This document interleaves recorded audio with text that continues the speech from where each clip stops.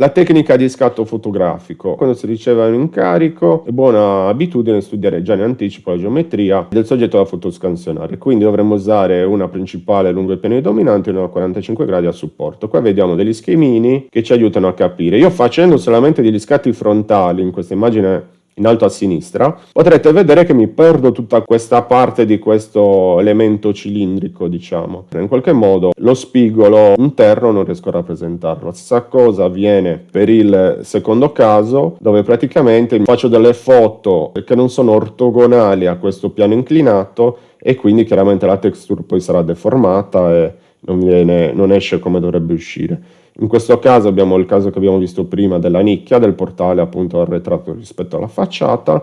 In quest'altro caso ad esempio abbiamo l'esempio di un parapetto, potrebbe essere un elemento aggettante rispetto alla facciata principale. Quindi come potremmo fare?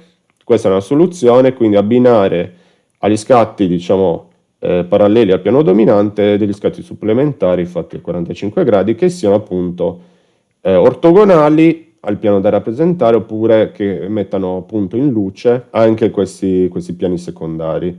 E in questo caso ci sono degli scatti a 45 gradi che riprendono anche l'elemento sul piano dominante. Questo a volte può aiutare per favorire l'ancoraggio di queste fotografie, spesso se sono poche, rispetto appunto al rilievo principale della facciata. Questo è un caso dove è necessario fare foto supplementari perché altrimenti mi perderei tutta l'area che ho riquadrato in rosso.